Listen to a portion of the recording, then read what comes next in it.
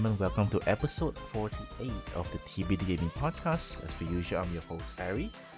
Joining me today, we have just two more extra members. Adri, unfortunately, is not in. He has some personal matters to attend to. We'll see next week. The next round, if he can join us, we'll see how it goes. Hopefully, everything's okay on his end. But I want to introduce our two other members. We have Reese. Hey, how's it going? All right, welcome back, Reese. And we have Zergg. Hey everyone, good to see everyone again. Zerg's audio is clear. Nice. That was cool.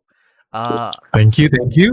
I guess I'm not most sure the probably other because team. Adri's not around. Oh, maybe. Yes, definitely. He brought in the big guns. He brought in the big guns for him. Now he's not here. He dominated. All right. So let's get started with our usual question. Let's get our hygiene question, which is where we've been playing over the past week. So let's start with Zerg. Me, I Oh, I was have about not to been playing say. any. Oh, sorry. I'm sorry. I was about to say Reese, but Zerg then. It's alright. I blur. Go It's ahead, go Sorry, gonna, ahead. I No blur. big deal. yeah, it's gonna be a bit boring, but I've been playing this again, a mobile game. I don't know why I keep on going to mobile game. Okay. Probably my schedule is a bit crazy. Again, it's a free Apple arcade game. If you guys remember, there's the Nintendo game called Puzzle and Dragons. Mm-hmm. It's like Quite I fun. think what do you I call? recall that. Yeah. Yeah. They have a Mario version as Yes, well. it is. Yes, it is. Yes, Yeah. It was So very what I nice. did, It's very nice. It's yeah, cool. I It's cool. love it. So yeah, that's the whole reason why I installed the game. I have Mm. been playing that for the past 1 week, and it's fun. It's like your Turn based. typical puzzle, yeah, and it's like Pokemon whereby you collect the RPG and you can create level up the monster. Just a typical puzzle and dragon story. So it's been fun. Another one is again a free game by Apple Arcade, Turmoil Plus. Usually, yeah, a free game in Apple Arcade, they would just put a plus into it. What the game actually is, basically, you're trying to dig and get an oil as much as possible. So there will be some cutthroat competition where you strategically lease your land, drill for the oil, that kind of thing. So it's kind of Interesting. interesting game for me. This I don't know why Okay. I go into mobile that much. Yep, that's that for me. Okay. Mobile this week then. That's cool. That's cool. I mean, no wrong about that. Whatever way you play your game, as long as you play your game, that's considered it. Let's Yep. move on to All right. Reese. What have you, any gaming this week? Well, I've been doing a bit of spring clean kind of stuff. So been cleaning up my room, my bat cave, I would say. Yeah. So been uh so not been spending a lot of time playing games except for I've been playing wait, let me just recall. Oh yeah, Bloodborne. I've mentioned this before. So trying to get good for the game again. So I love Bloodborne all this while. So it's been I think way back in 2017. Is it Bloodborne? For a second. I know it's quite a No, while, but I think even before that. I For a know second. it's quite a So while. I think it's yeah, been so I longer than mean, that though. Is it? I think yeah, I think yeah, it's before that. I think so. Been polishing up a bit with that game because I don't know. I love Bloodborne more than a lot of those Dark Souls kind of games. I mean those those Souls kind of game because Bloodborne you have that. It is a game that focus a lot on offensive and then it definitely my cup of coffee in terms of the way we compared to Dark Souls, Demon Souls, where it's pretty defensive kind of game, right? So I love Bloodborne, so you need to go offensive with that game. So yeah, and then I've been playing a bit of Scribble Knots. I don't know whether you guys familiar with that game. Oh, do you play the DS version? I play the Wii U version. I I've think been that's playing the Wii U pretty version. close as well. You get to type things and then they Yeah, come out right. Yeah, yeah. it's pretty much there. I always consider Type in, DS yeah, and the exactly. Wii It's U pretty kind of fun. It's similar. pretty fun, yeah. I like that Yeah, one. I love. yeah, Which I got the DS yeah. version. It's pretty fun. which version again? Scribble Notes. Wii U. He said Wii U. Let me just. I forgot the. Yeah, I I forgot. did. I played the Wii U version. Uh, Wait, let me just. I confirm the name. I was just playing. Why I'm asking, because they have, again, on Apple Arcade, not promoting, trust me. Mm-hmm. There's a Scribble Not Oh, really? remix in Apple Arcade that Oh, I okay, just okay. installed, but I did not even play it. You should So play it. yeah, Actually, I it's pretty know. basically, fun. yeah, it's Yeah, I know. it's go on, Reese. Sorry, go ahead. Well, I know the game is. I don't know. It feels very uh, elementary kind of game. I don't know it, but it's this fun game. Definitely a fun game. I played the Scribble Not Ultimate. No, not Ultimate. It was Scribble Not Unlimited. Yep, Ah, Unlimited. Yes, for Wii U. So again, uh, I think the presentation can really uh how to say, can really make you feel that this game is very elementary, but actually it's pretty fun. It's a very fun game. So yeah, I don't know, I like it. Sorry. Yep. Yeah, What was that you want to say, Zerg? yeah, Sorry. Zerg, you got something to say just now? Mm.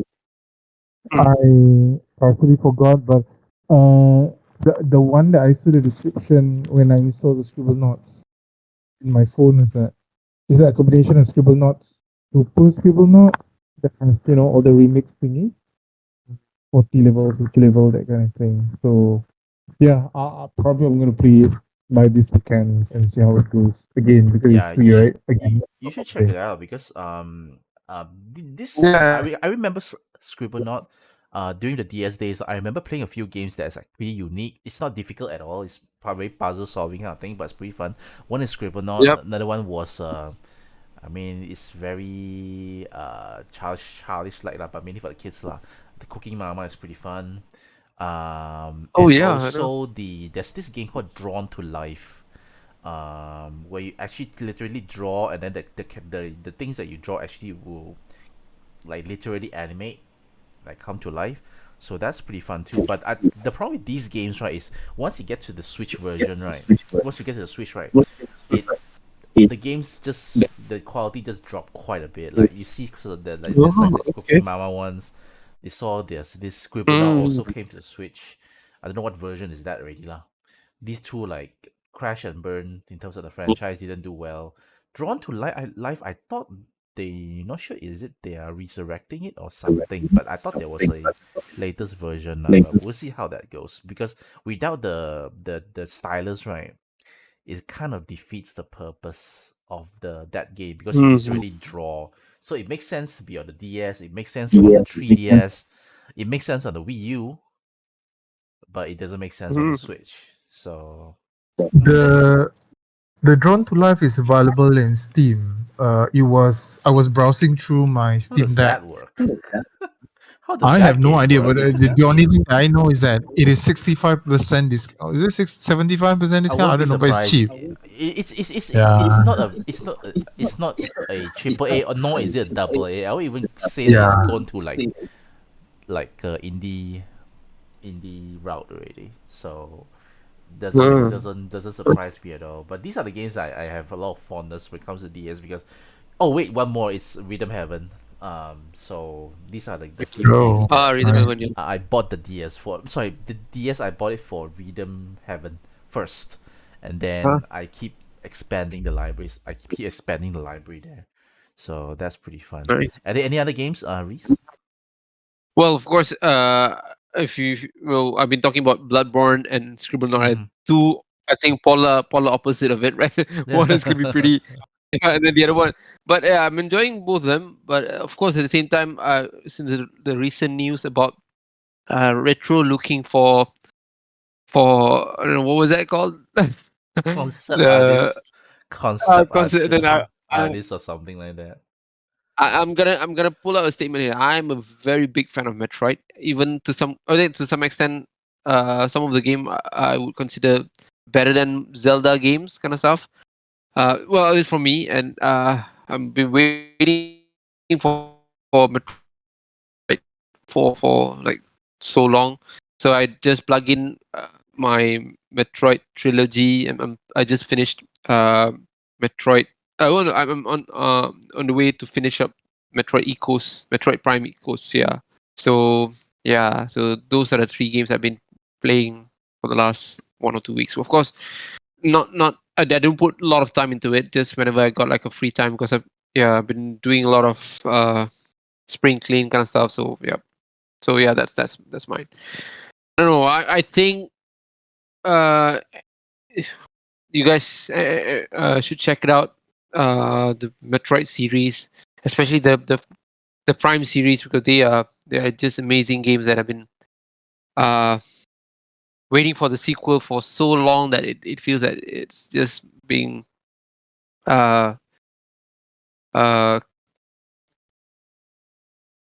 I think they don't really get those recognition lah, because they are amazing games. I don't know. Yeah. So Oh, yeah. they do, no doubt about that. All right, as for me, oh, sorry, before I go, before I say mine, if you love Bloodborne, I think we mentioned this a few times already. You should check out Lies of P. Lies of P, it has the kind of a feeling. On the setting wise, it kind of Bloodborne. Yep. has that, like, while Bloodborne is kind of gothic horror setting. Yeah. Lies Yeah. of P is cyberpunk Mm. setting. So steampunk, sorry, steampunk. So you should give it a try at least. I think Have you it finished yours? was. Sorry. Have you finished yours? The No, no, no, no, Lies no, of no, P. no, no. Me and Souls games are. I take a long time. I Mm. take a very long time. It take me a much longer time than usual. But I love what I play lah. So and I think Adri did mention that. Since he played Bloodborne, he said that it's quite fun to play Lies of P2. So you should Yeah. check it out. J- You just should. a bit on that. I think one of the reason a lot gamers are considering uh Lives of P as a spiritual kind of successor to Bloodborne, because of the, as I mentioned earlier, Bloodborne is slightly a bit different than most of the Souls game, because the Bloodborne is really focused on offensive kind of game. So rather than waiting for the enemy to attack, you need to just go and rush the enemy to attack first. I mean, Elden Ring has a bit of that, but I think not as aggressive as Bloodborne. So when Lives of P came out, I think a lot of reason why people feel that a successor to Bloodborne is because the gameplay is very offensive. So yeah. Yeah. Yep, Mm. definitely. Give it a try, give it a try. If you're not getting, if you're not Mm. subscribed to Game I, Pass, I try I to get think it on Steam. I did play the demo version. Oh, They okay, had okay, demo okay, version. okay, Yeah. okay. So yeah, I did. Yeah, demo version of it. Yep. Cool. Yep. All right. As for All me, right. not much time to play. I play whatever I can. At night, usually is Witcher 3. If I can play, is Witcher 3, and I keep going back to Fallout 4. Whenever I can, because that world is such a attract. I'm just super attracted by this radioactive post apocalypse, this kind of feeling, and where you go everywhere there's always a story. So I just enjoy, just whenever I have the time, like just 1 hour, just go somewhere, go inside this building, and then just see what story it has when it comes to the lore. So mainly these two games. Oh, sorry, I did try a bit of the Remnant 2. It's Mm. tough as nails lah. I need someone to play with. I need someone to play with. Just me alone, right? I feel a bit lacking. Yeah, Reese, if you don't know what game Remnant is, right? It's imagine So it's like, right. it's so like with guns. Mm. It's so like with guns. I'll just say I'm not sure, Zerg, whether will you agree or not. It's so like with guns, right? yeah, I agree because I Yeah, kind okay. of hate it initially because I Mhm. don't like it rendering, and then yeah, but it's fun. Yeah, it is. It So Mm. is. It so can you get have pretty hard. Remnants too, and Mm-hmm. then you have lots of Fallen as well, right? And Lots of Fallen Lies is, of is more going back to the melee Dark Souls. It Dark Souls very is, Dark right. Souls. It Yeah, I saw it. okay. Yes.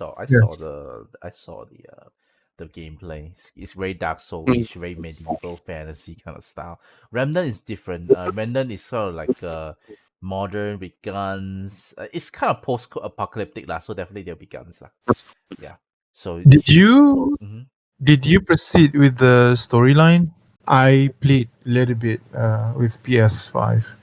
I proceed with storyline, a continuation from the first one, but I haven't tried the multiplayer. uh I just went through the story lah. I mean, like, it's like usual. I actually at the very first, not Um, say first area lah, but I went to another area lah. But that's about it. But during that one first area, I can already see like it's gonna be quite uh, hard because suddenly there'll be like several spot where once you reach there, there'll be monsters spawning in, like rushing out towards you. right. There's some bit more monsters with the armor. Yeah, those one will cause some trouble lah. So Oh, I so played. you're way Yeah, past when you got all your friends in and you move forward, right? Yeah, I know yeah. where you It's were. this game is best played with friends. It of course will make things easier. I was just about to ask. Oh, okay. Definitely it's multiplayer. Yeah. Sorry, forgot to say. Yeah, this game you can Oh, play up okay, to okay. like I think four Three people. people in total. Yeah, so Three. Oh, nice. I actually fall in love with the first one because I just triggered I just turned on the online, and then suddenly someone actually carried me to a few places. So I'm like, hey, that's pretty fun. The first a Souls like that you can join in with other people. So I actually look forward to play this with someone else. But if it's just alone, right, then we'll have to double check lah. We'll see how that goes. All right, so that's pretty much me. Let's get on to our very first topic of the day. Let's talk about GTA 6. We did not touch on this during our last podcast because we just want to focus on one topic, which is the Game Awards. But now we have time. Slow news day. We will talk about GTA 6, right? So let's go. So I actually watched the trailer just moments ago. I mentioned to the other two here that GTA doesn't grab me. Maybe it just doesn't grab me as much as the rest of the people where they're so hype about it lah. I mean, I get the appeal, but games like this usually, if it's like super open ended, usually doesn't appeal to me that much. But then have I do enjoy it whenever I play. The only one that I play finish is not actually a modern iteration of GTA. I actually played the DS version of GTA China Wars. Kind of. So I actually love that one because it's actually top down GTA, and I love the comic book, the kind of cell shading graphics of a Chinatown Wars. So that's just me lah. I actually enjoyed that one. I also play a little bit of GTA 3, Vice City. There's another one, Liberty. Is it Liberty The first one City? is Liberty. Yep. Liberty City. Yeah, Yep. That's the first one. yeah. I The play. first GTA. Yeah, GTA 3, Liberty City. Yep. Yeah, I played those a little bit, but after that I didn't already because you like doing crime and stuff like that, and I get chased down by police. Harry is the good boy lah. No, the novelty quickly died on me lah. Let's just say the Okay. novelty quickly died on me. But not say that I'm all goody goody because I actually love Chinatown Wars. I don't know why. So I'll let the okay. Sorry, I move a bit too far already. Okay, let's talk about GTA 6 first. The graphic looks good. I wonder if that is the graphic. So if it is impressive, that's awesome. The fact is that there'll be a lot of things happening in the map in one scene. So if they can really pull that off, that's impressive. Even for like PS5 and Xbox Series X there. But I want to get what you guys' opinion first. What do you guys think of the trailer? I think it's pretty nice. Even though I'm not a GTA fan, I still think that it looks pretty impressive. So let's go maybe with Reese first. Yeah, sure. Okay. First of all, just want to declare here, I never completed any GTA games. I've been played a lot of them, but I never. It's maybe as you mentioned, Harry, the game. While I don't think it's very open ended, but uh, the game. I mean, the side quest. Well, not the side quest, but you always will get lost doing something that will that's not in a way that won't be very productive of the game. I don't know if you understand or not. For example, I mean, if you play GTA, you'll be trying to escape the police or trying to steal cars and stuff rather Yeah, than the playing the variety, mission. right? We're talking Yeah, about like variety yeah, wasn't there, right? yeah. So yeah, but yeah, I love bunch of them. I've been bunch of the series. Vice City, one of my favorite because I think they managed to pull out that I think it was, is it 80s or 70s kind of theme Mm-hmm. with the Vice City. Uh, and then San Andreas, I think one of the best as well because they managed to really start to build up the storyline, correct the characters within the game as well. And the fourth one, if with Spanish guy or Mexican guy, I forgot what's his name, Nico or something like that from a second. I played a bit of that, but I think that was back on PS3, if I'm not mistaken. So they didn't put a lot of hours into that. But then they have GTA 5. That was amazing because I think that's one of the great feature for GTA 5 was that they have like three main characters, and then you'll be swapping the characters on the go kind of stuff. That was pretty nice. They tried that. And yeah, going back to GTA 6, I think one of the main attraction this time. So you're gonna play a female main character and a male as well. Mm-hmm. So Mm-hmm. I think that there'll be two main character, but I think the new thing about that is you're gonna have a female main character lah. So and as for the trailer, just wanted to share the trailer was so big that it I think it surpassed uh, the video count for even like music videos. I think it broke the record uh, for most watched video within 24 hours kind of stuff. So even beat up BTS.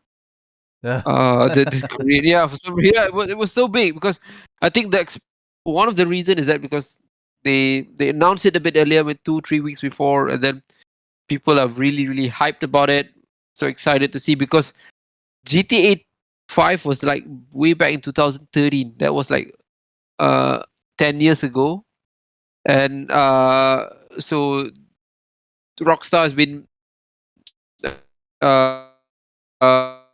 keeping it wrapped for like so many years until slowly releasing the news recently, and then that created a lot of the hype. If you notice, when they announced that they're gonna show the trailer, there was like a template of there was a template style that they used to say that, hey, get ready, please be uh, prepared for our trailer, something. And then that template was used by a lot of other developers to for some reason they were doing any announcement, they use the same template, and I mean that just gives the hype level really up on the roof kind of stuff. And of course, when the trailer got leaked earlier, so apparently they were planning to release it like this day at this hour, but for some reason it got leaked like 6 hours earlier, and then Rockstar was like, "What the heck? Let's just release the full video, like way earlier than the time they were supposed to release it." And then that of course was the reception was like crazy. Everyone was like uh so happy with the trailer, and of course I think the trailer was pretty amazing as well. As you mentioned, Harry, I think one of the biggest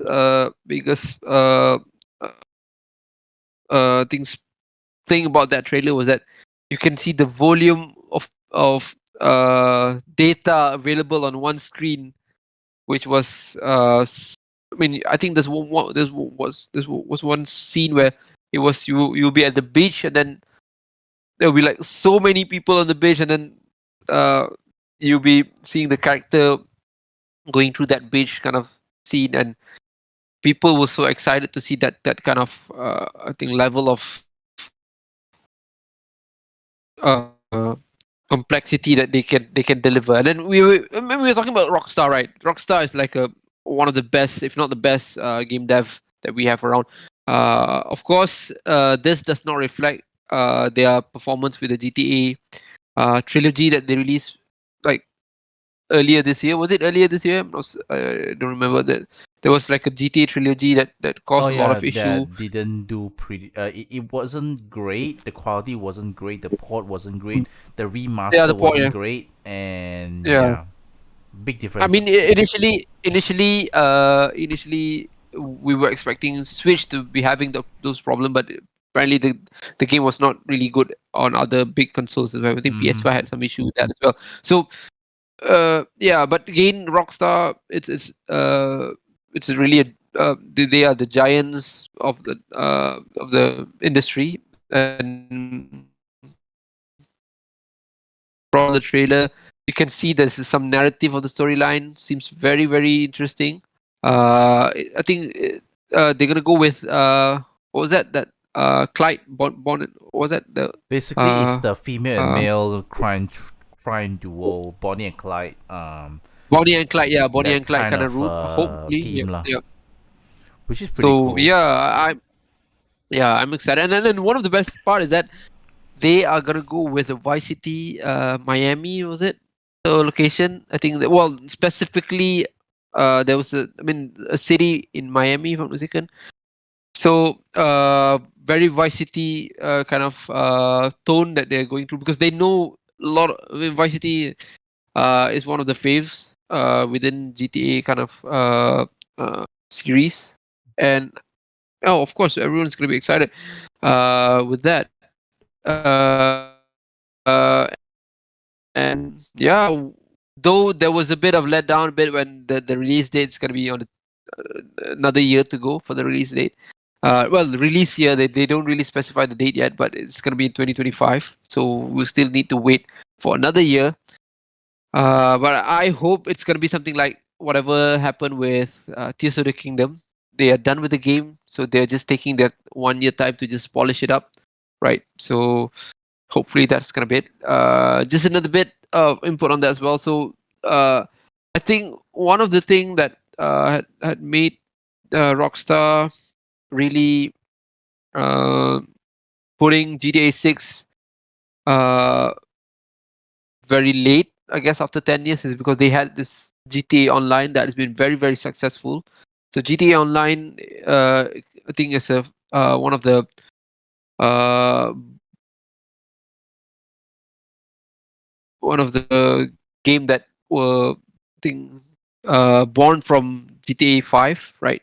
So GTA Online has been very successful. I mean, there's a very big social network on GTA Online. Uh, so in a way, it's gonna be very difficult for them to move away from that to deliver GTA 6.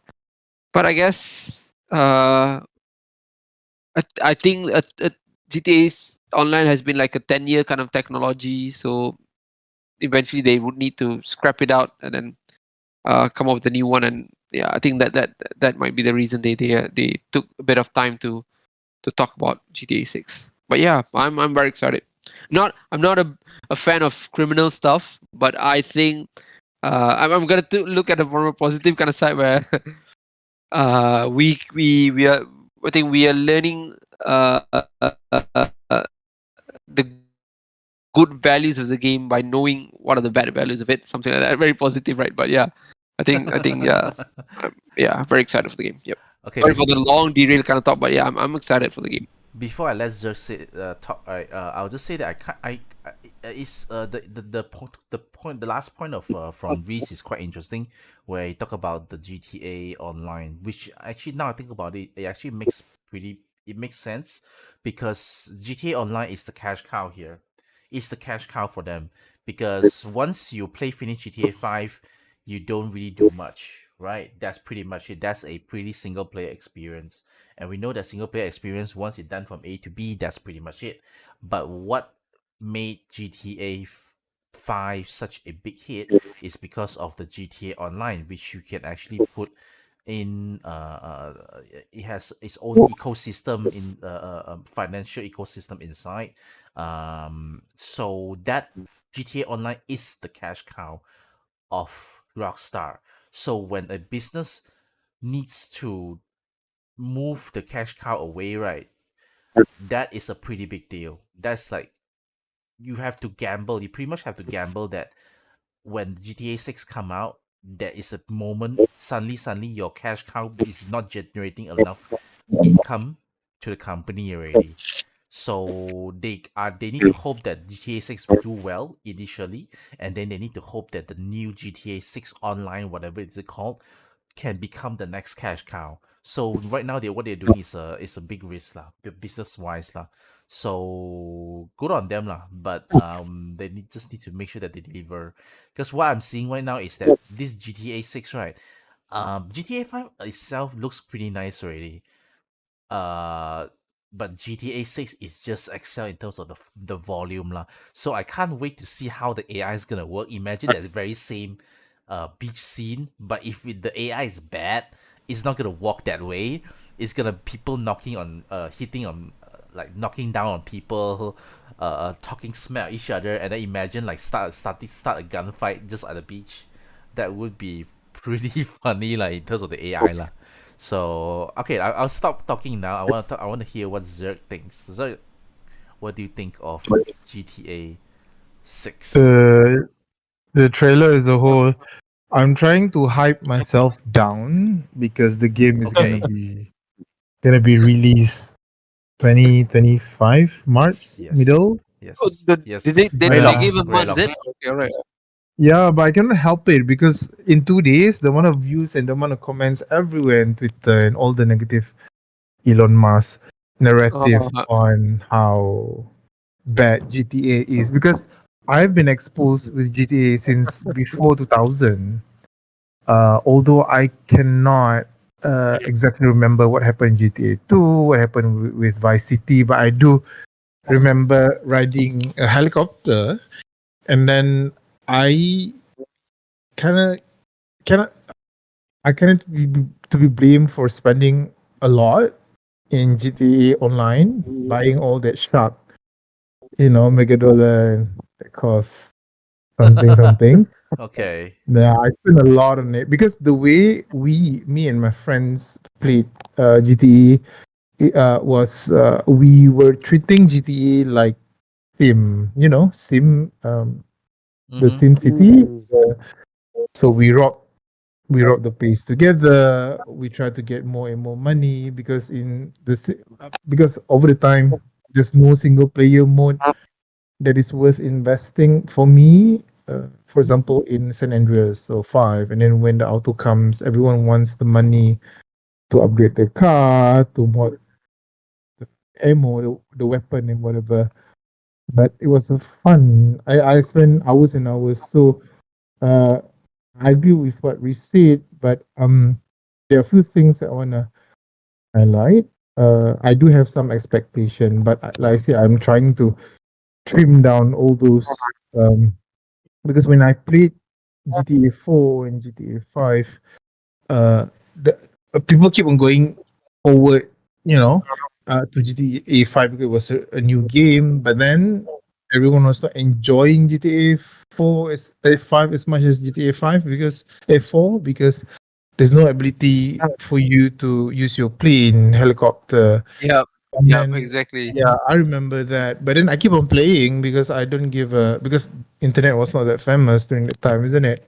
So we don't really Yep, feel like agree. playing.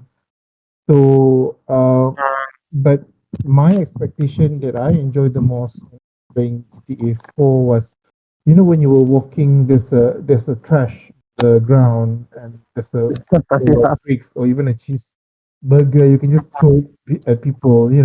So like I Yep, said, exactly. we just play the game out of the blues, not because we want to achieve something. It's just a fun, silly game that all of us are playing. I think that's the reason why a lot of kids, including myself, are enjoying the game so much because there's no Yeah. restriction. And I'm not putting so much hope in a single player DLC because I know that the marketability of the the multiplayer is much more in the 2025 GTA 6. Yeah. So, but I do want to see some new things or probably some infusion D4, like what I mentioned just now. I hope we can manage boats, planes, helicopter, and probably they can make shooting a bit different because it's all about shooting, being a mafia or whatever, right? And probably if I were Yeah. to Yeah. rob a cafe or a bank with my friends, I was wondering whether now that we're talking about 2025, whether I can choose to take any hostage and get a Wow. Oh, that'd piece be nice. get only. Oh. Yeah, like what I said, I have a lot of imagination in my head when I saw the trailer, but then I tried to, the game is gonna be 2025. There's no Long point of way me to go. hyping because I'm gonna be forget. But I do hope by then, when the game was really gonna be released soon, it won't be as packed as what we are experiencing this year because the joy of playing games is being restricted because I want to play these new games. I want to play these new games, and yeah. But all in all, GTA is a fun multiplayer. Maybe people don't like it multiplayer games. Yes, it is very criminalist kind of game where people might see it is not good for mental or you may be influenced by it, but depends on how you take it. I like all the car that I have. I like the car model that I had in GTA 4 that can, a damaged car, for instance. I wish they can get the rooftop modified or even on and off in GTA 6. I heard that you can actually fuel your car, buy a petrol for your boat and everything.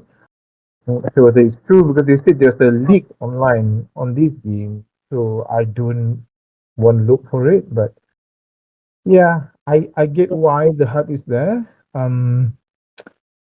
Even now, if I'm not mistaken, even the Megalodon shark, I remember paying Megalodon shark 10 million for 300 ringgit uh, back in US. I'm sure Wow, it's a bit cheaper 300 in ringgit. PC, right? Jeez.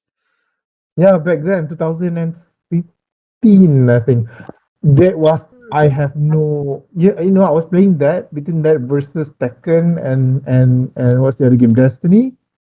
That Mm-hmm. is when Destiny was not monetizing everything. So when I see how Destiny trying to monetize every single iteration, I can get it because they saw how successful it was and people like playing like crazy and throwing their money. So yeah, that's me on GTA. I will be playing if I have the time. Granted, we're not gonna be flooded with all the new games like what happened this year. I mean, Yeah. mm-hmm. I think you're right, because as we mentioned earlier, so I again I've never completed any of the GTA games because there are those distraction uh, that are objective.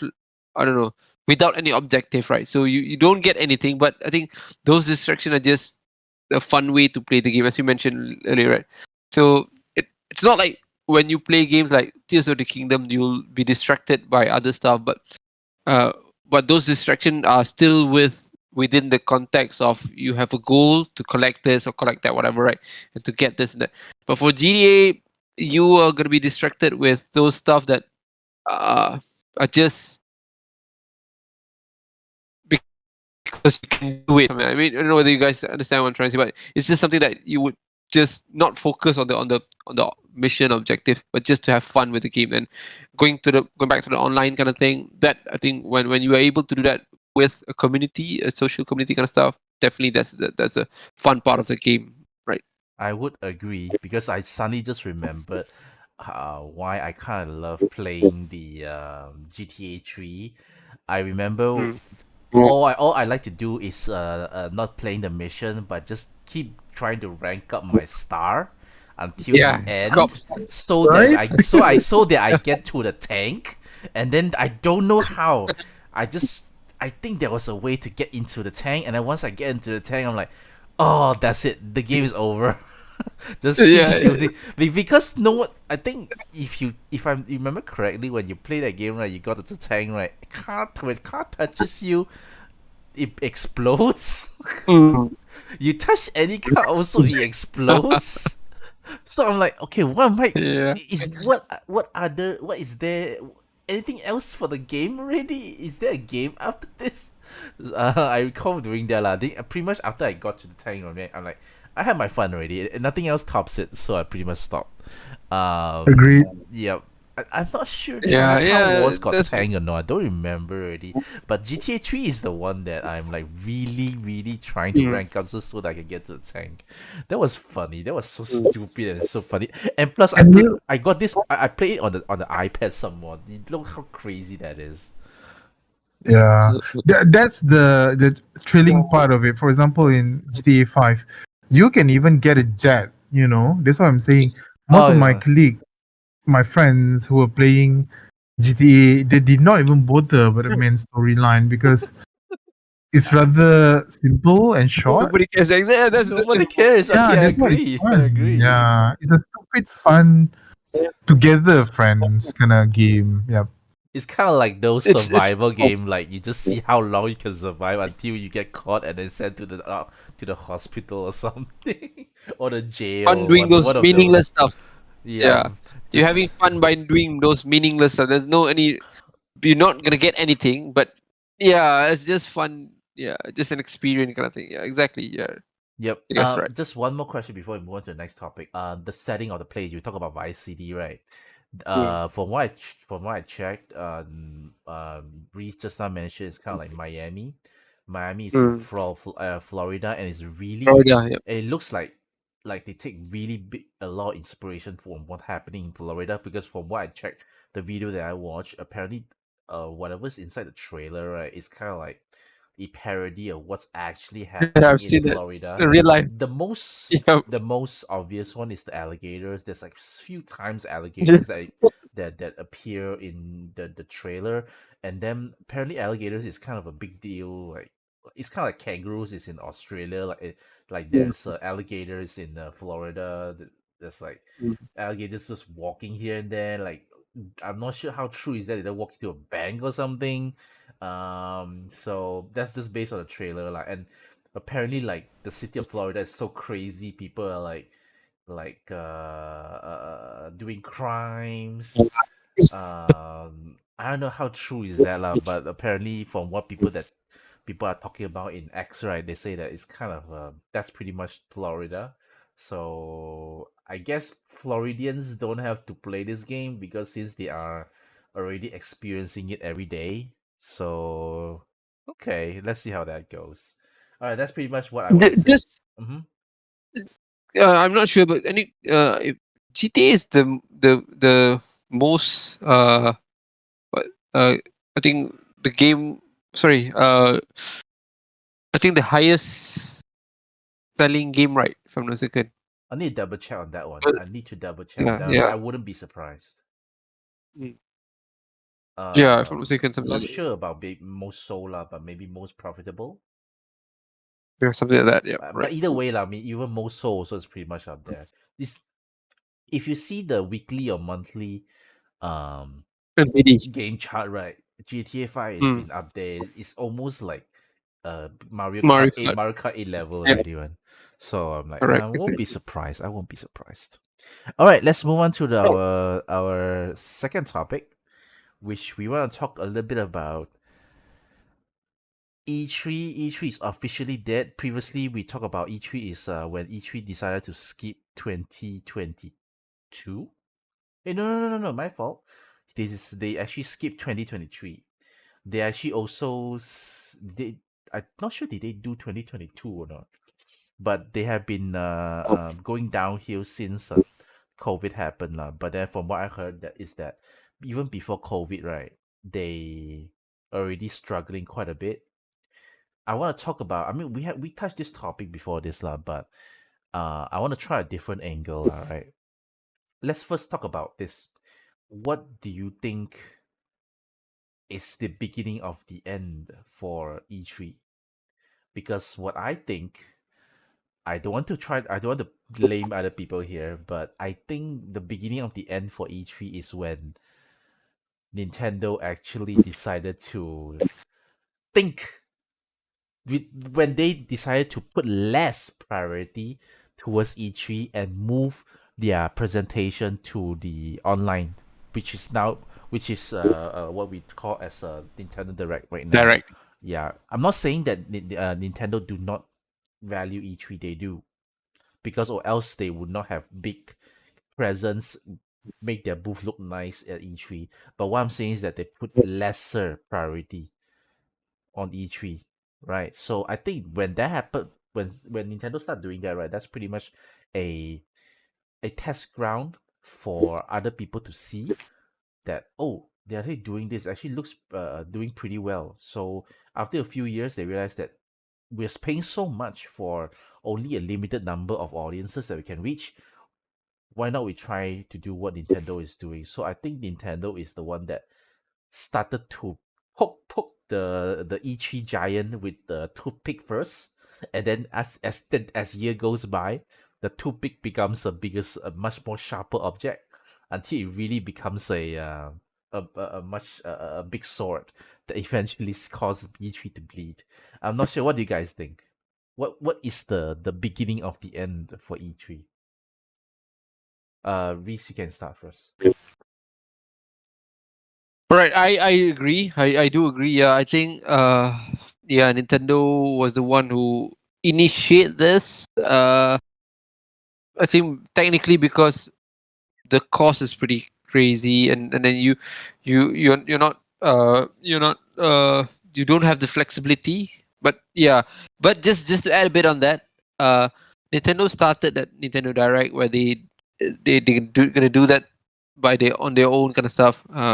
But they still uh, attend those E3 with some minimal kind of showcase kind of stuff. Mm-hmm. Uh, but then Sony was the one who put a nail into the coffin when they decided to not doing E3 anymore. I Because agree. I think as you mentioned, Harry, so Nintendo started with that. Yeah, Nintendo started with the Direct, and then the other big guns were saying that, oh, this looks like whatever Nintendo's doing, it's something that's very practical and valid, right? And then they were starting to do those things as well. I think you got the State of Play, and then Microsoft Showcase kind of stuff, Xbox Showcase, right? Mm-hmm. And then within that kind of context, while they still do some showcase at E3 level, then I think was it this year? Yeah, I think it was this year where Sony was saying that no, we're not gonna join E3 anymore. That's when that happens. Is it? Yeah, Mm-hmm. when that happened, everyone else was like, no, yeah, let's just pull the trigger off, and then eventually it got less and lesser participation from the developers kind of side. Well, uh, technically, I think E3 had been a very good channel for the devs and the consumer, but the cost definitely does not justify it for the big developers to uh, be holding those kind of things at someone else ground, right? So when they can do it from their side, uh, with definitely less cost and more effective kind of showcase. And within those kind of contexts, you do see we do have those specs as well, and then those other showcase might be smaller, but then they are really focused kind of. I mean, those specs. Then Comic Con. Then we have those uh, Gamescom, right? So those definitely fits in the missing link between not having E3 kind of stuff and having those individual showcase done by each those big devs. So yeah, I guess COVID just speed up those.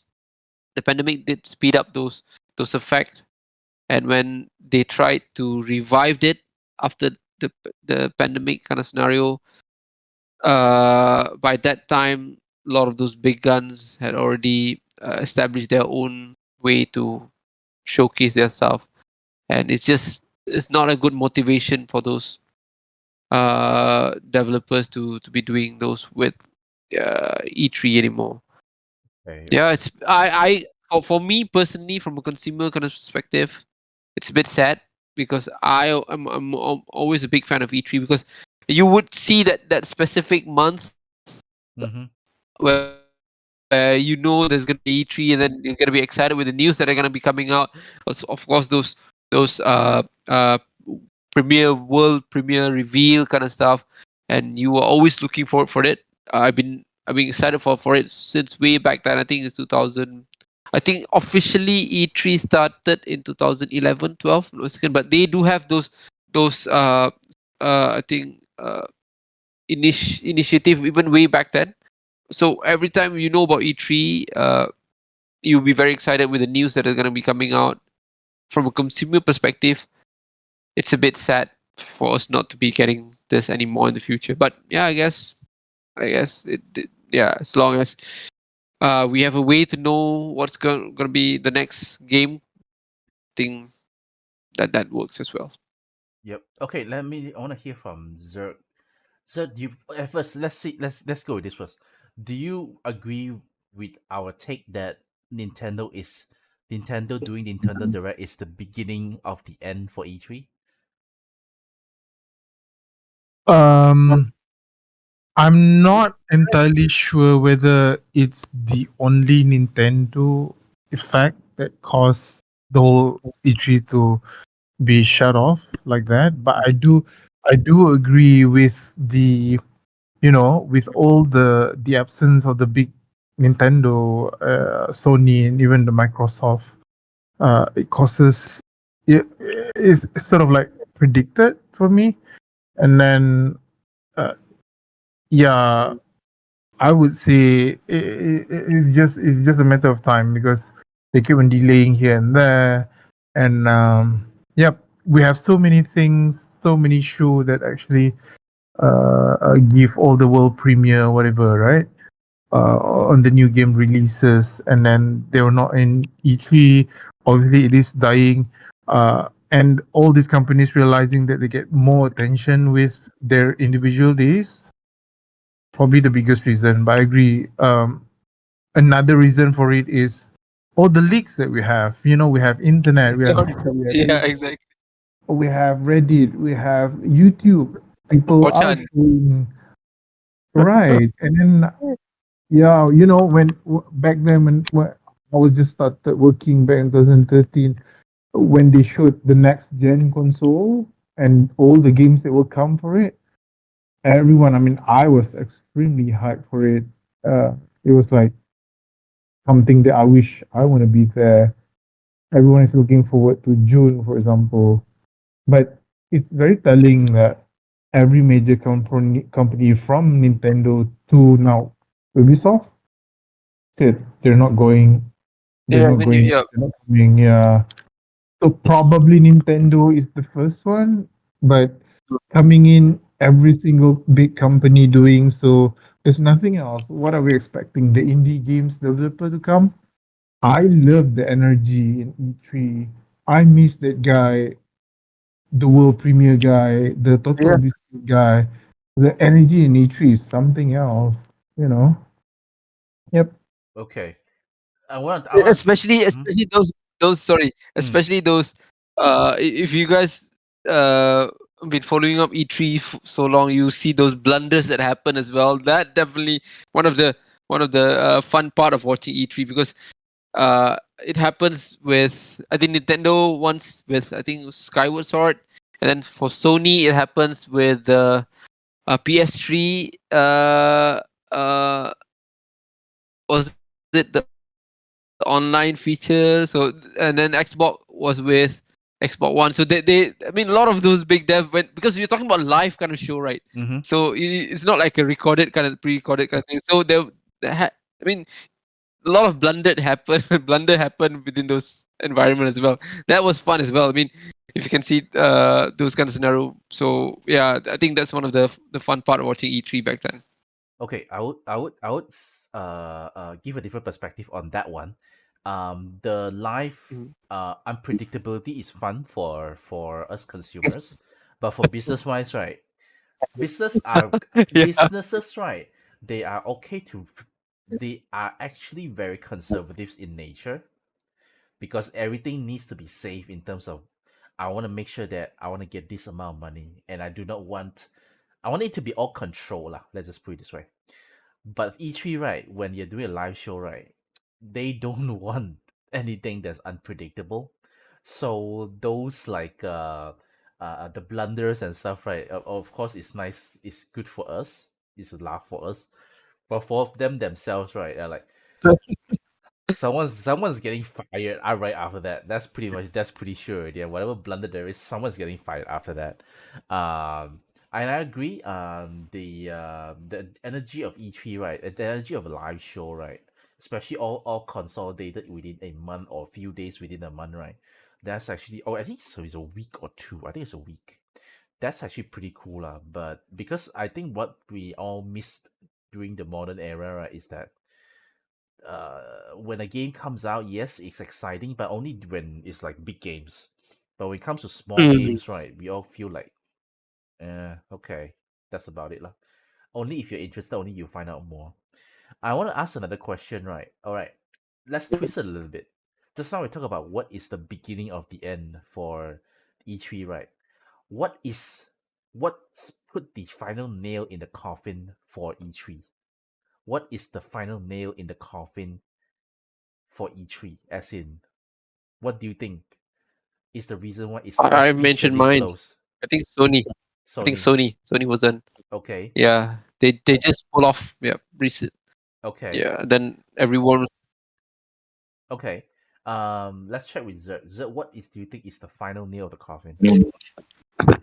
I think I think it's a cumulative thing again, like what I Mm-hmm. mentioned. But the one that causes all things to drop down was probably COVID itself, because when COVID comes, no one wanna come over. Yes, Nintendo pull out.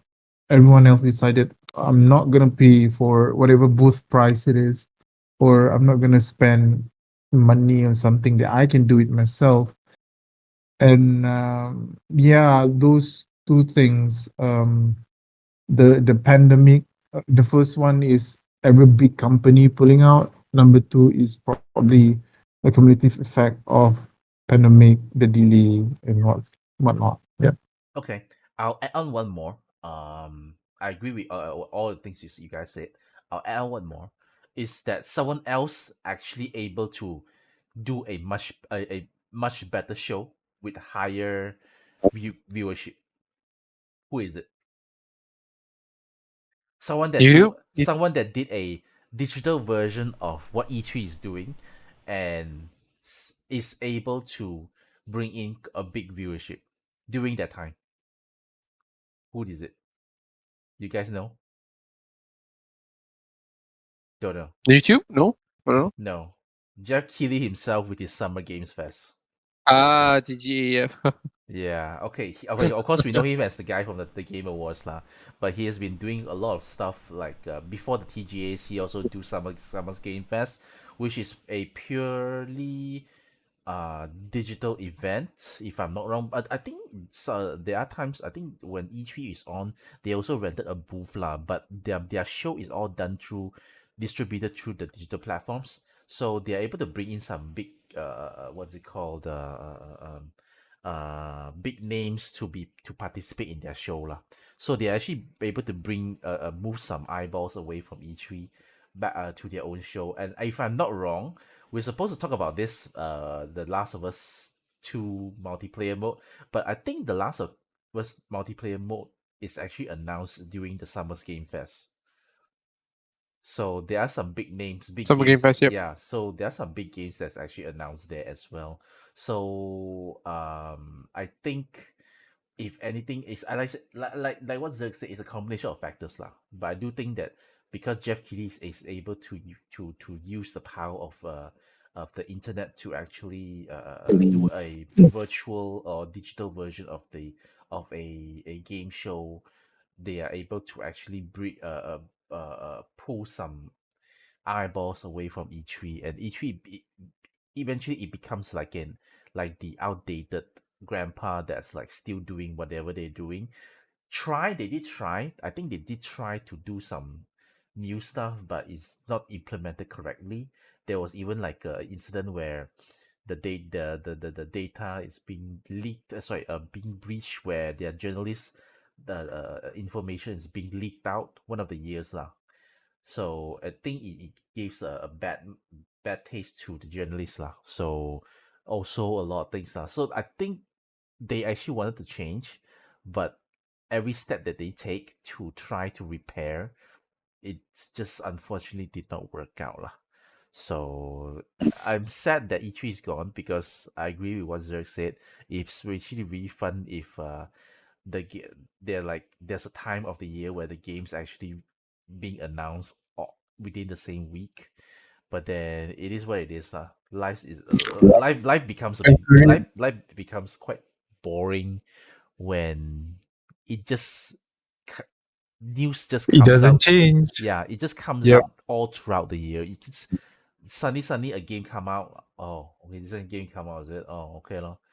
Not every game is like a GTA 6, Not every game is like a GTA 6. So thank God for shows like Indie Showcase, or else, right, I tell you, the indie games are all Yeah. die out. Else they all just die out, Yeah. to be honest. But I still feel like, I Mhm. yeah. Yeah, I entirely agree what you said. As much as we love it, as much as we are sad, or even because we know E3 condenses, like what you say, 1 week of everything, rather than spreading things out here and there. Very difficult for you to keep up if you're busy and whatever. But it's inevitable, and but now that we have a lot of YouTube and social influencer, right?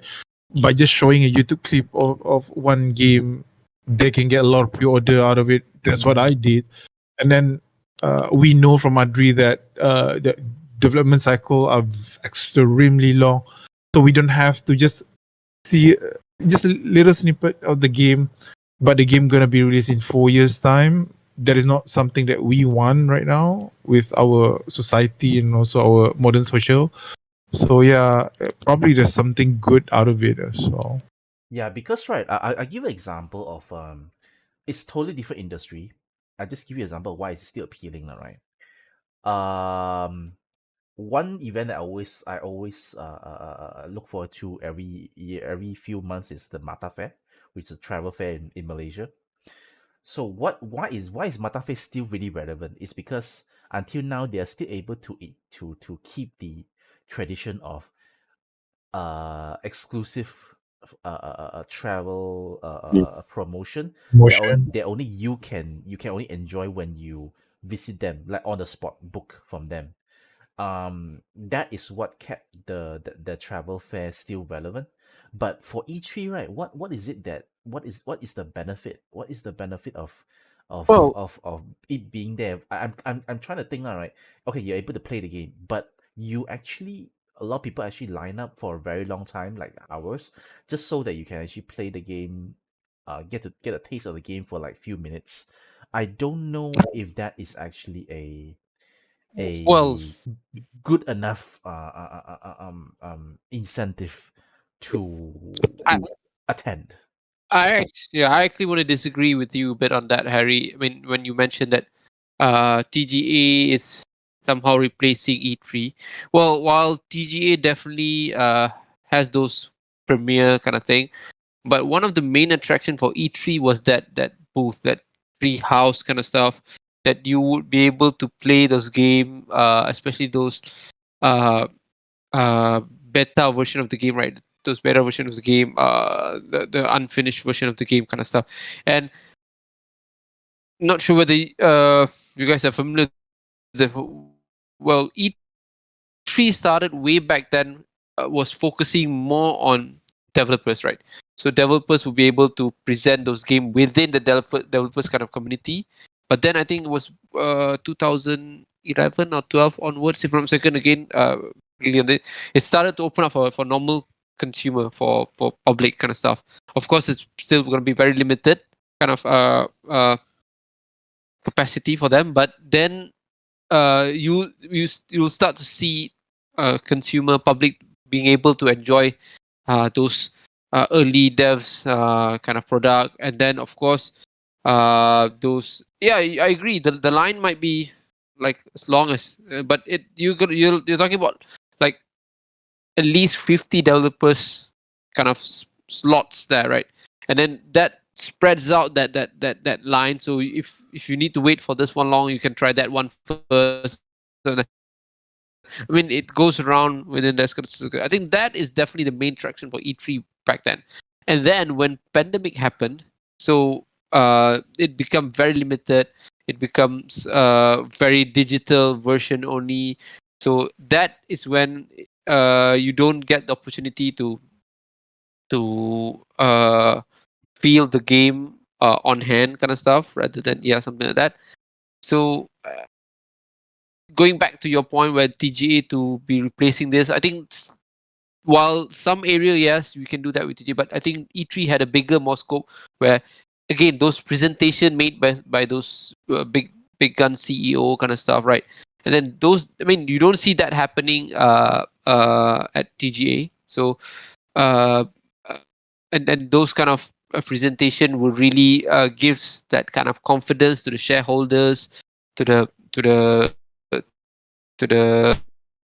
stakeholders as well. I mean, consumer kind of stuff. Whether uh, uh, are we gonna be able to get full satisfaction with the games that have been developed by those teams? And then, yeah, I still think that the premiere only a part of it, but those physical kind of opportunity to meet up with those big devs, especially when we're talking about Japanese developers that are coming to US just for that E3, right? So there'll be a lot of information, those interviews that happens. I think definitely those kind of thing are very valuable to, I guess, consumer from our perspective, and yeah, to the journalist kind of stuff. So I think, yeah.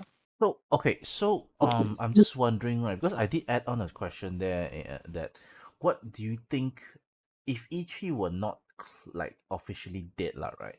They still want to try Mm. out give a one last hurrah, right? In 2023, right? At the If give you cost. give you an At the cost. I opportunity, think that. it give you opportunity to do something different, all right? What would your this last attempt to revive E3 would be? Because what you mentioned just now is quite is it's actually what I agree with.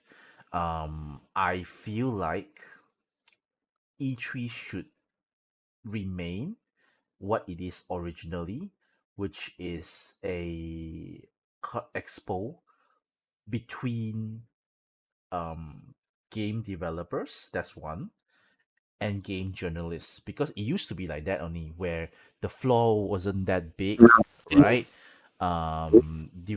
Journalists is all people get running around are usually journalists trying to attend Correct. different demos, Conference. interviews, stuff like that.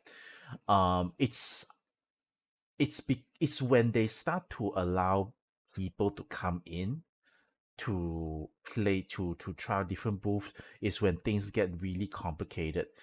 And when you get them in, right, that means that you're charging them. That involves money already. So E3 becomes bigger and bigger and bigger because business is always trying to become bigger. So they keep trying their way to try to increase people coming into the expo instead of going back to their original format of game journalists and devs, right? So I don't know what would, if give you a chance to last chance for E3, what is your version of E3 would be? Yeah, that's my I question think to the, you. yeah, I think I'm gonna go with the devs one last. So I mean, of course, public and normal consumer, it will be very I think fun to have those opportunity. But yeah, maybe go back to its root, because right now what's happening, I think one of the biggest factor of this is that the cost is at a level where those big guns, big developers are not ready to commit. I mean, imagine just getting that small booth would cost you like hundred of thousand bucks, right? And then it's just not worth it from a business kind of perspective, right? Uh, just because E3 are expanding their uh,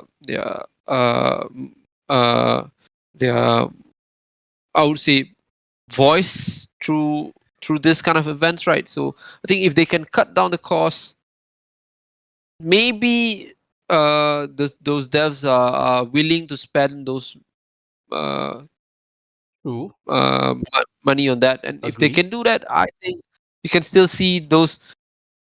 You can still see E3 will be able to survive this end game kind of scenario. So I'm gonna go with the cost. So yeah, if they can manage the cost, yeah, definitely. I definitely agree because what they have been doing, like example, like let's just go with Nintendo's booth, all right. Very very beautiful, very immersive. But a lot of times they have to spend a lot of money on a bigger booth just because they need to factor in the number of people coming in. But like say Mm. if you go back to if you go with your route, if you're just depending on devs, right?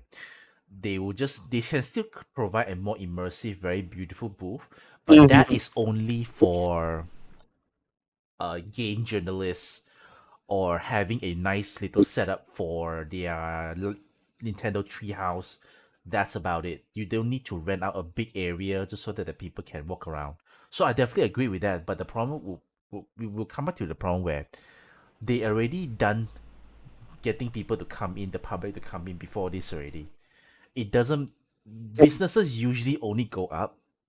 They don't go down. You ask them to suddenly let's scale back, right? A lot of Mhm. times they won't agree with it. You got what I'm trying to say? They already boxed themselves up at this area already. You are trying to convince them to calm down here. Let's focus us on the devs and the game journalists.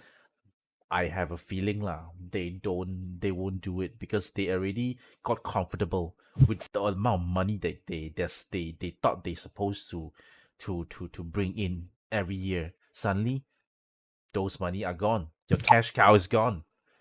You're just going back to Mhm. what you're gonna earn. So I think maybe that's the reason why they maybe they have checked through their options. We can go back to the original route, but we're not gonna be able to earn money from people that wanted to come in to line up and try the demos, the entrance fee lah. So I think your way is the best way, but business sense, right? Unless the head of the ESA is a guy that's willing to do the right thing, but usually they don't. Businessmen usually don't. They all look at the money. If they would they would do whatever they're doing now, which is I'd rather we just don't do it at all, which is what they're doing. Mhm. So yep.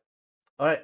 Before I move on to the last thing, Zerg, you anything you want to add on, or you have a different opinion? I have a perspective for a consumer because if people were wondering, okay, E3 has nothing to give to people like us, like me. Obviously, it's in LA, and then for me, it's like uh, going to a toy store. For example, now we have Shopee, we have Lazada, whereby you can just buy everything online. But once in a while, I want to be in Toys R Us. I want to enjoy my trip to go to a toy store, looking at the environment and enjoy my time there. So E3 for me is like an event. It's like a Christmas for myself, gamers. It's like whatever it is that you want to call Grammy Awards.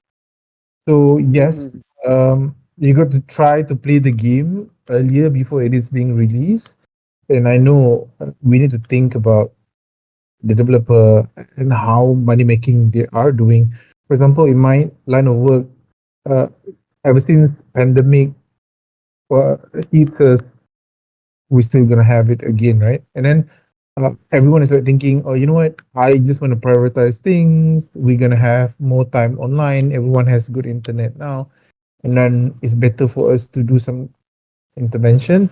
But being in a conference physical feels different in a way. You got to mix around. I want to meet with Crestals if I can, Of that kind of course. thing. Imagine if you can Yeah. take a picture with Oh Miyamoto's face. man, Oh, I that's like crazy. want to do that, Yeah. but I know the biggest player in the game, no pun intended, was that is this money making? Do I make money out of it? Do I increase the amount of ticket? Correct. But Correct. if you see the enthusiasm of everyone going to concert, for example, looking at us, I'm talking about Malaysia, not sure about the country. When after pandemic we don't have any concert, once we have a lot of concert, people don't even know Muse and Coldplay.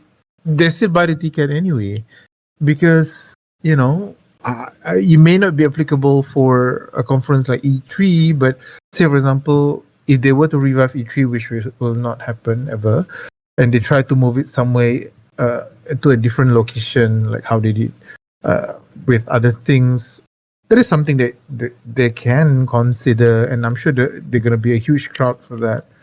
But yeah, it's free to dream about something that is not going to happen. Agree. Agree. Okay, understand, understand. All right, cool. We're gonna move on to the last topic, which is a short one. Zerg and Reese, have you heard of a game called The Day Before? Only after it is being Not for Obviously, his failure, right? obviously, is it not normal? Is it not normal?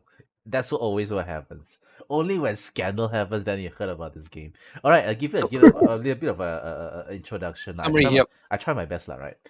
There's this game called The Day Before that was announced, I think at least 2 years ago. All right. It's actually it's advertised to be an MMO post apocalyptic survival game. It's kind of like you go and loot go basically you're trying to survive in this post apocalyptic world where you need to supposedly you need to tend to your needs like hunger and stuff like that. You're supposed to defend yourself against zombies. You're supposed to explore this the ruined city and stuff like that, urban and rural areas, trying to stay alive now. Let's just go it that way. All right, so this game was announced at least 2 years ago, maybe three. It was done by a company, an unknown company called, um, how do I put this? It's called Fantastic, I think, because Yeah. That's Fantastic. So I think it's Fantastic lah, not Fantastic or Fantastic, one of them lah. All right, do you guys know that this company is the team right? Is actually in Singapore. Don't know that. So I'm not trying to say that Singaporeans are what, but I'm just telling you that this team is in Singapore lah. But then the co-founders are kind of like maybe like Russian or something, so that's shady as hell.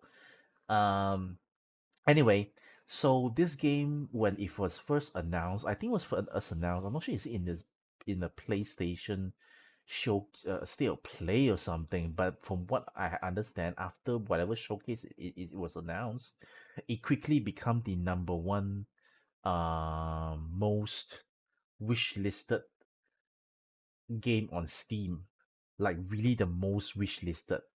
So definitely get a lot of potential of people lah.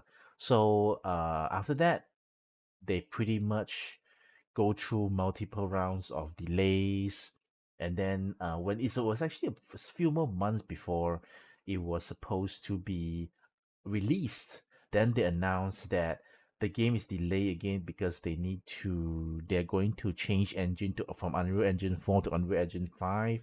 But they say that the delay is just gonna be a few months, which doesn't make sense from anyone that does game dev. You don't changing game engine is not a very easy thing.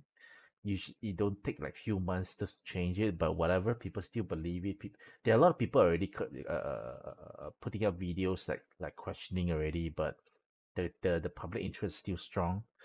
And then the game released finally after multiple delays. It came out last week. So last week, yeah, sounds about right. Last week, um, just yeah, a quick one, Harry. yep. So the game was released under early access kind of thing, Yeah, right? yeah, yeah, yeah, yeah, yeah. Okay. Okay. Right. Yeah, yeah, absolutely right. Okay, so here's how it goes. Reese gave a good insight. It's released as early access. That's true. But when a game it came out in early access, despite that, when you show the trailer originally, right, you can actually see that as every trailer they put out closer and closer and closer to the release date, the game gets worse and worse it looks. Mhm. So I understand. Doing when you put out your announcement trailer, you're really trying to woo people lah. That's understandable. But we're talking about very big difference from the trailer until the release product. This is not the situation of Watch Dogs, where the difference is just graphically, right? This one is doesn't look as nice graphically and doesn't play good at all.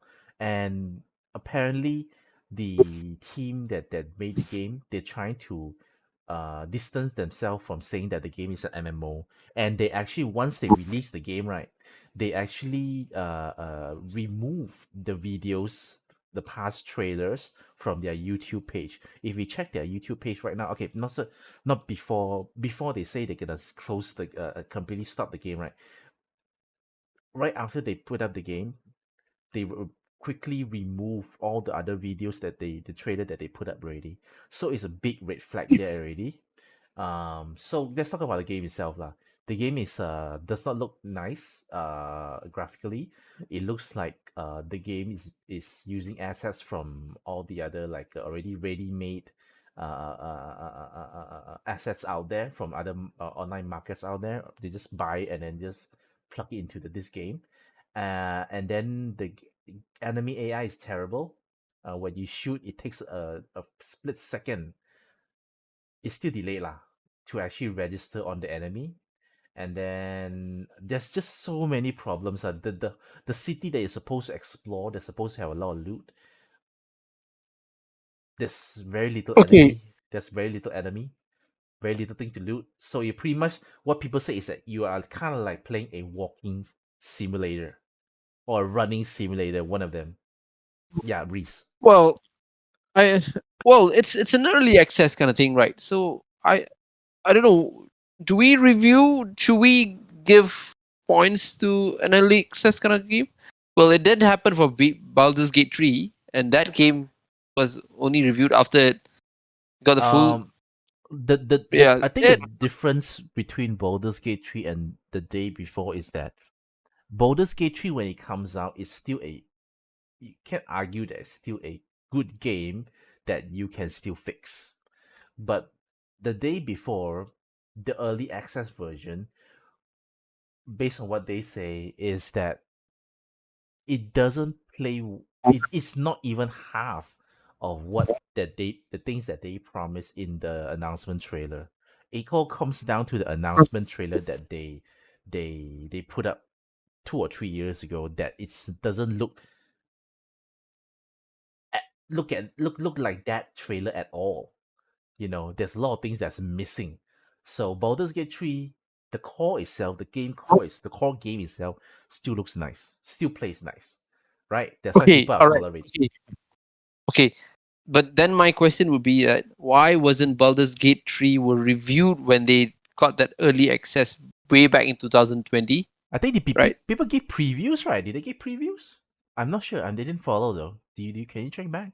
Well, Um, previews, yeah, maybe the previews, but they didn't give a score on the early access kind of thing. But this game, it got an early access, and then they gave it a score on it. I don't know. It doesn't make sense. And how did they deal with that? I mean, my again, my reasoning is that because this game, when it comes out, it got so much attention. That the clicks are there, right? The traffics are there, right? mm, So the media, they immediately jump into the bandwagon, and sure, we give, like, IGN give it a 1 out of 10, which is like a very rare thing. I think, right? Okay, it's a bandwagon thing. They are just trying to, like brands, they're always trying to find ways to get be relevant to the current trend. I think it's the similar thing with game media, where yes, this game is under early access.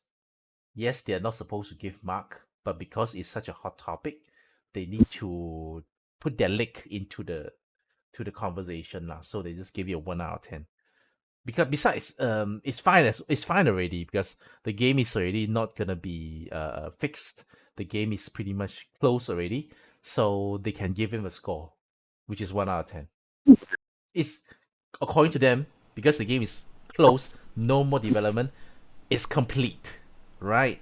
It's complete, 1 out of 10. But yeah, so this whole thing is a fiasco because after 3 or 4 days the game came out, the team, Fantastic, actually announced that they're stopping all development, and I think they're closing their studio also. Reason because they do not have any more money, which is funny because according to a leak info, they sold 200,000 units of the game on Steam. Each unit, if I'm not wrong, is $40 or $50. So you can multiply it. But of course, 200,000 plus units, they are like 90,000, 95,000 that is actually refunded. But it's 110,000 units sold, and each of them is around $40, $50. So you count it lah. And you're telling me that you are not able to continue funding? That's kind of weird lah. That's, for me, it's kind of unacceptable. So that's pretty much the gist of it. I hope I got it correctly. But this whole thing is a interesting thing lah, because no one actually I mean, it's a studio that no one knows, and suddenly they make something so impressive. They're showing something so impressive, and people just buy it. I'm like, I don't want to. I want to blame the developers, but I kind of also want to blame the players who have such a high expectation. All right, I'm pretty much done with what I want to say. So, um, what do you guys think? Who want to chime in first? I'll I'll give my blind opinion on it. Yep. Because when I just heard about it again from Twitter, with the scoring 1 out of 10, and then I tried to read about the game. I have no idea what the game is all about, and they were telling me that the game trying to be like Animal Crossing. What it has is a base building mechanics, It does. which Yes. I am interested with because I played a game. I'm not sure whether you guys have played the game Valheim. Valheim is a game Yeah. whereby Mm-hmm. you create a base with a lot of friends. You try to cook and whatever it is, and then try to kill the giant monster. And then I was having the same perception towards this game, and then I can see why there's a lot of people pre-order the game, if that's what you call it, because it's like a combination of Valheim plus Division. You need to fight, but I have no idea how it correlates with the base building thingy. And then when I heard about, oh, then the company shutting down, there's a lot of people being angry about it, the refund, blah blah blah. Then I was like thinking, oh my, this one sounded like Malindo A. Sorry, I know there's no speculation here. And then I dig further and further, and then stop because I was reading, because there's a news article about this one journalist that tried to visit the DB4 developer in Singapore itself, and they really look at the financial revenue and all the net increase in cash and cash equivalent, like what Harry was saying just now. It's very fishy, but one thing for sure, the marketing strategy is really. I really want to play this game after hearing the chaotic thing, despite all the game that I have not been playing, because yeah, we have seen a lot of games that cause trouble this year, right? Pokemon, for example, they can get away with it. Our beloved Redfall game, for example, they are still selling, and then there's a lot of review in Steam about Redfall, regardless of how bad the game is, right? Mm-hmm. So yeah, I think the controversy is something that someone may want to explore. I really want to hear what the investigation is all about on YouTube. But yeah, it's funny. There is no lack of investigation and whole thing explained in YouTube. there's quite a lot of people already raised the red flag when it was first announced, voicing skepticism. Like it just feels weird to me, like when you announce the game, everything's fine and dandy. You kind of make yourself show yourself like you're kind of very confident. We are doing all we can, and they even show like a did like very nice professional videos of showing their team early on lah, during the game development cycle lah. And then right now suddenly the game come out, it wasn't as great. And then I think when they are explaining, I think they replied to some of the people that criticize it. They say what, they say that we are a small team, we do what we can, we put up our sweat and tears to make this work. And the worst kind of word that you can say is shit happens. It's very irresponsible. You can't screw up and something already, right? And then you say shit happens, shit happens. It's not acceptable lah. For a professional game studio, regardless of how big or small you are. So I just find that this whole drama thing, right? I feel like it should give game studios, right, a big lesson, as in like, I understand that you need to impress people with your game, but if you don't have a big head, right, don't wear a big hat. There's a Chinese thing that goes like this. There's a Chinese idiom that goes like this. If you are not capable, don't overpromise things. Which is what happens here. Which is so funny. It's like it's so close to us. It's Singapore company. Um, but then of course, the co-founders are quite shady lah. Like Russian names, and then a lot of their apparently, a lot of their company culture is prioritized on volunteers. So how do you get volunteers to work for you? That red flag's supposed to be there for quite a while already, like when you're relying on volunteers to to to to to make your game. Like what kind of masterpiece are you gonna do it? I'll be actually be really surprised if this game is like half decent, as per the announcement trailer, but alas, it's not. And that's exactly what a lot of people are trying to say, that you guys should actually don't buy this game. But apparently a lot of people buy, 110,000 people buy it. But I think now there'll be more people that are actually refunded, because the publisher of the game actually did say that, did agree that they're gonna refund it. So I think that's pretty much the end for this drama, unless someone else is able to get more info, get some interview from those so quote unquote volunteers who actually work on the game, to find out actually what happened. Like, is it gonna be like one of those case where it's like, like, what's it called, the EA game, like Iron Man one, announced like Oh, I know. Yep. really nice, but end up coming out also not so great. I forgot what's the name already. It's being memed a lot already. I need to remember that Yep. game. Let me just quickly just find EA. What's the game? It just slipped out my tongue. EA abandoned game. Abandoned game. What's that game? Not Wild Hearts. Not Wild Hearts. Wild Hearts. At least it's a good game.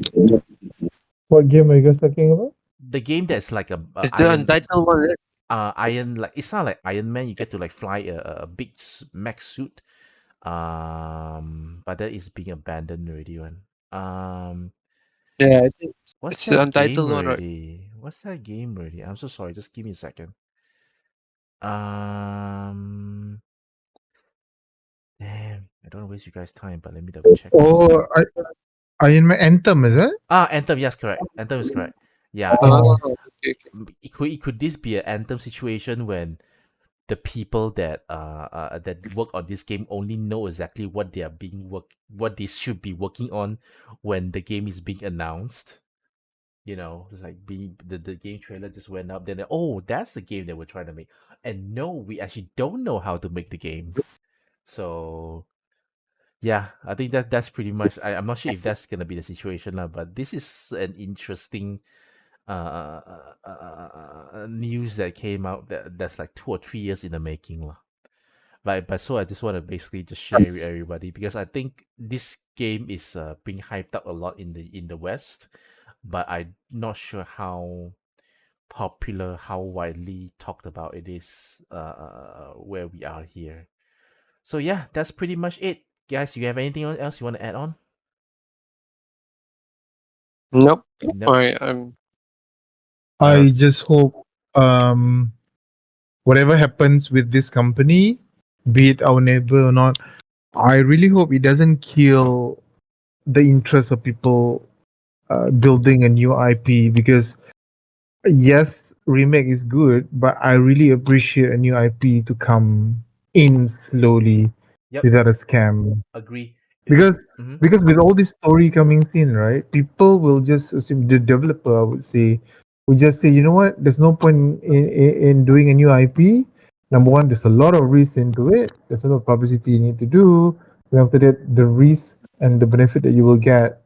I'm not talking about Cyberpunk, which take years for it to be, where they are right now. I think people will go towards remake more and more if that happens. I If hope if that's not the case.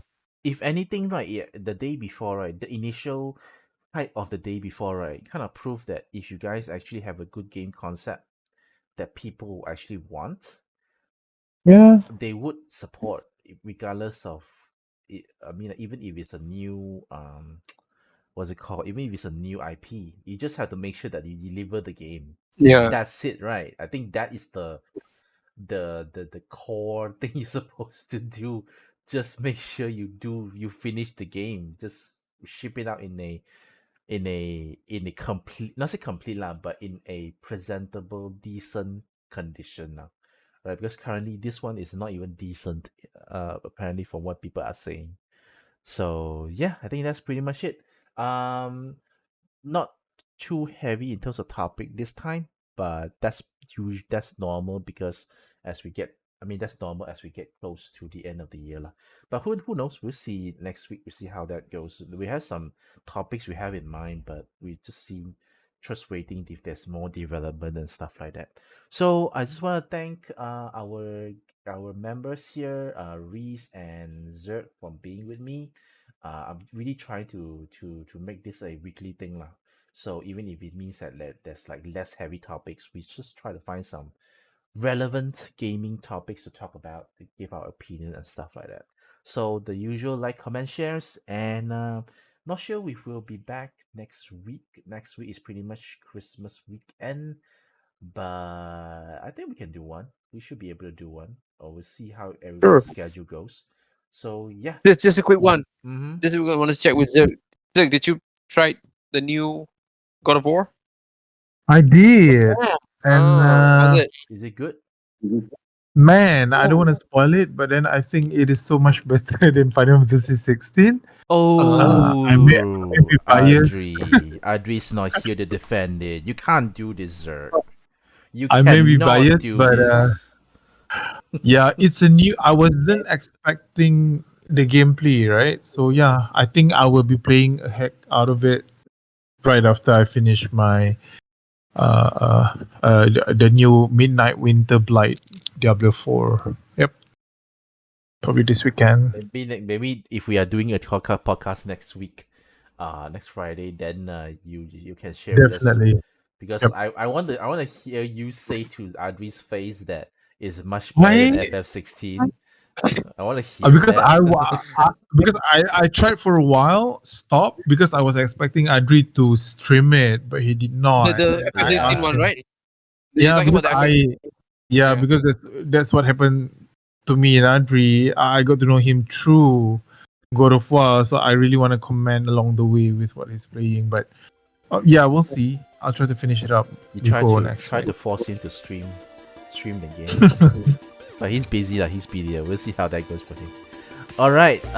Yep. We'll see you guys in the next podcast. Stay safe and happy weekend. Bye bye. Good night. Bye.